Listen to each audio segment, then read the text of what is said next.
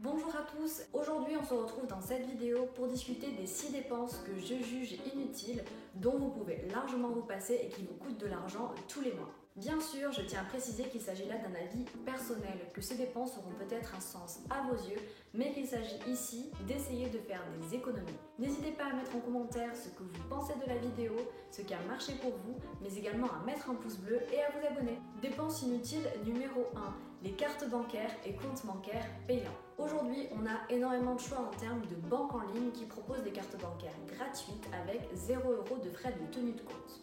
Ces banques vont même jusqu'à vous proposer un bonus nouveau client allant de 50 à 150 €. Personnellement, et comme de nombreux Français, j'ai choisi d'être chez Boursorama qui vous propose en ce moment une offre de bienvenue de 80 € et si vous êtes intéressé et que vous désirez en bénéficier, vous trouverez en barre d'infos le lien de parrainage. Pourquoi je juge que payer pour une carte bancaire et un compte bancaire est totalement inutile?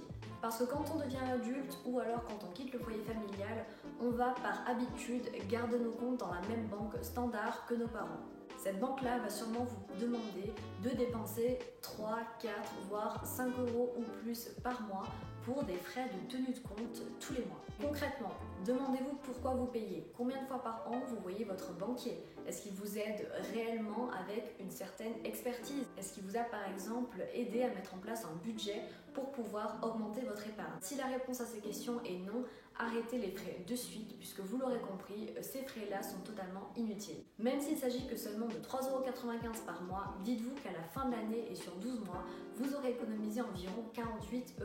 Ce que je préconise, c'est de souscrire à une banque en ligne comme par exemple Hello Bank, Boursorama ou ING Direct. Ces banques en ligne vous proposent les mêmes services et la même sécurité que les banques standards puisqu'il s'agit de filiales de gros groupes bancaires comme BNP Paribas ou bien Société Générale. Via ces banques en ligne, vous pouvez tout faire, peu importe l'heure de la nuit ou du jour à laquelle vous vous trouvez. Vous pouvez ouvrir un compte, faire des virements ou bien souscrire à une assurance vie de manière totalement gratuite. Si votre excuse pour ne pas changer de banque c'est la phobie administrative, je vous arrête de suite. Dites-vous que c'est à votre nouvelle banque de contacter les tiers qui vous prélèvent tous les mois comme par exemple EDF afin de leur transmettre vos nouvelles coordonnées bancaires. Le changement de banque est donc rapide, simple, peu coûteux et vous fera en plus économiser de l'argent tous les mois. Dépense inutile numéro 2, les frais bancaires à l'étranger. Combien d'entre vous sont rentrés de vacances en s'étant rendu compte qu'ils avaient payé des frais bancaires pour avoir utilisé par exemple leur carte bleue en euros pour régler des achats en dollars quand ils étaient en vacances aux États-Unis?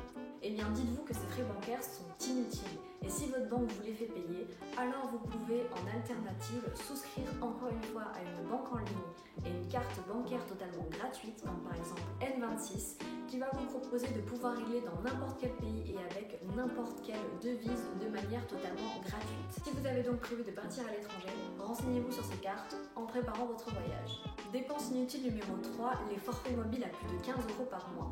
Aujourd'hui, on a internet quasiment partout. Sachez que moins de 2% de la population est en zone blanche, c'est-à-dire dans une zone où il y a une très mauvaise qualité ou alors une faible connexion à internet. La plupart des opérateurs low cost comme Red by SFR ou bien BNU de Bouygues Télécom vont vous proposer des forfaits sans engagement avec par exemple 60 Go pour à peine 12 € par mois.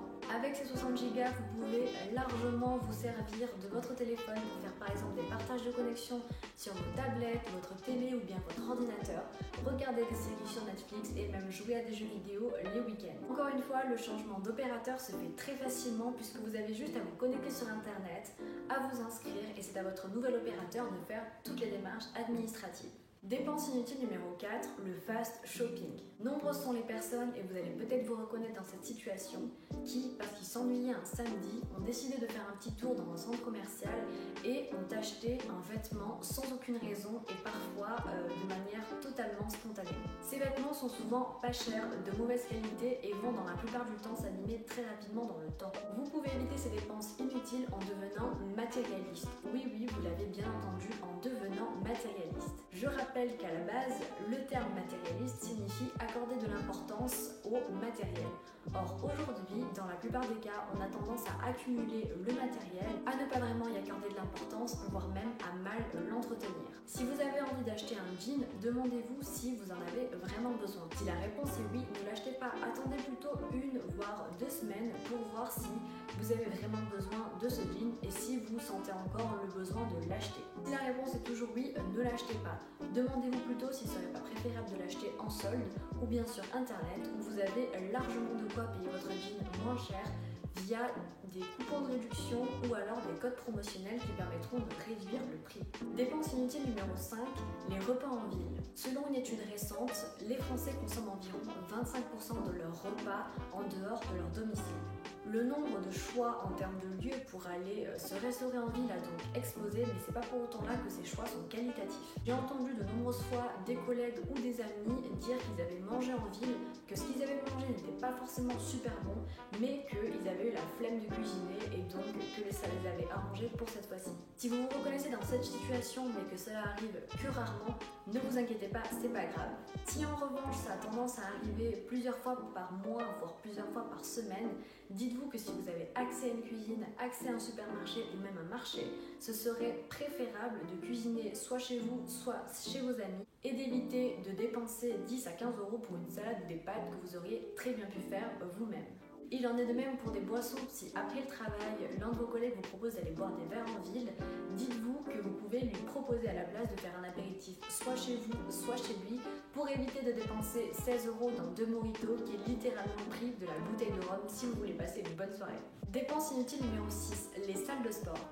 Dites-vous que la stratégie des salles de sport est de fidéliser les clients dormants. Un client dormant, c'est quoi? Eh bien, c'est un client qui s'est tout simplement inscrit en début d'année, souvent suite à une bonne résolution, et qui s'est inscrit sur 12 mois parce qu'il aura bénéficié d'une offre promotionnelle. Mais, et paradoxalement, c'est pas pour autant que ce client-là ira à la salle de sport. Dites-vous que les salles de sport, c'est juste pas fait pour tous, et encore moins si on sait pas forcément se servir des machines ou alors qu'on a personne pour nous coacher au quotidien. La stratégie de se dire « parce que je paye, je vais y aller » est souvent inefficace. Si vous avez envie de faire du sport tout seul et de brûler des calories, allez faire du jogging ou allez à la piscine.